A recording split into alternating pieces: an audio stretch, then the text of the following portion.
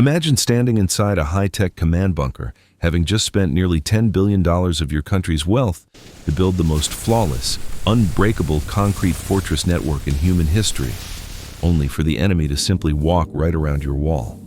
This was France in 1940, where military leadership constructed the unstoppable Maginot Line, a hyper-advanced underground mega-fortress stretching hundreds of miles along the German border.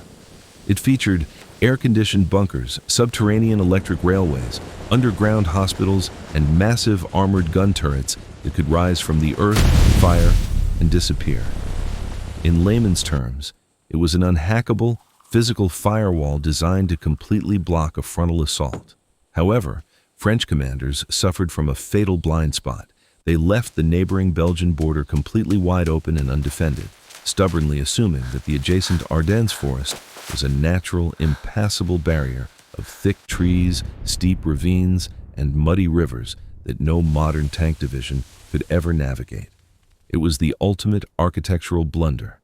The German Blitzkrieg army didn't waste a single bullet or drop a single bomb on the multi-billion-dollar wall.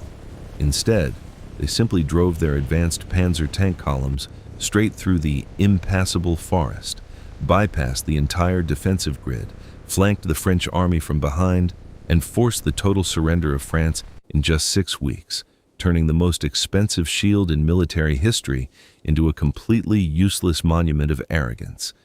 If you think a billion-dollar wall is a bad mistake, imagine losing an entire naval empire because a single mechanical arm jammed on a ship deck for exactly 30 minutes. At the Battle of Midway in 1942, the invincible Imperial Japanese Navy was preparing to launch a definitive surprise airstrike to wipe out a crucial American outpost in the Pacific. To secure their victory, Admiral Nagumo sent out 7 search planes to scout the ocean for hidden enemy ships. But Scout Plane Number 4, launched from the heavy cruiser Tone, suffered a minor, routine mechanical catapult malfunction on takeoff, delaying its flight by just 30 minutes. In layman's terms, that half-hour glitch completely blinded the Japanese fleet. Because of that short delay, the scout plane spotted the approaching American aircraft carriers way too late, causing sudden, total panic inside the Japanese command centers. Caught off guard, the commanders frantically ordered their hangar crews to instantly switch their reserve aircraft's weapons from ground attack bombs meant for the island to heavy anti-ship torpedoes. In the chaotic rush to rearm, the crews didn't have time to properly store the removed weapons, leaving highly explosive, unstable bombs, loose torpedoes, and high-octane fuel lines scattered completely exposed across the crowded, open hangar and flight decks. The carrier interiors were turned into a massive, accidental fireworks factory. When the American dive bombers suddenly dropped out of the clouds, they didn't even need direct, precise hits. A single bomb blast ignited the loose fuel and exposed explosives, triggering an unstoppable chain reaction inferno that tore through the hulls and sank 3 massive Japanese fleet carriers in less than 5 minutes, permanently breaking the back of the Japanese Empire.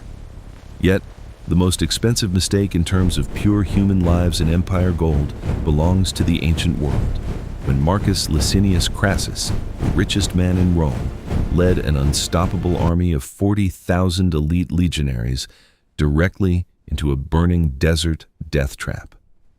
Driven by pure greed and desperate to outshine the military glory of his rivals Julius Caesar and Pompey, Crassus aggressively marched his massive infantry force into the east to conquer the wealthy Parthian Empire. The king of Armenia begged Crassus to take a safe mountainous route where Roman infantry would have a natural terrain advantage, but the arrogant Roman general flatly refused, choosing instead to trust a local guide who was secretly a double agent paid by the enemy. The spy intentionally led the Romans on a shortcut straight into a barren, blistering wasteland at the Battle of Carrhae, exhausting the heavily armored soldiers under a brutal sun before they even saw the enemy. In layman's terms, Crassus marched a slow, heavy foot soldier army into a giant, flat sandbox against the fastest, most elite horse archers in the ancient world.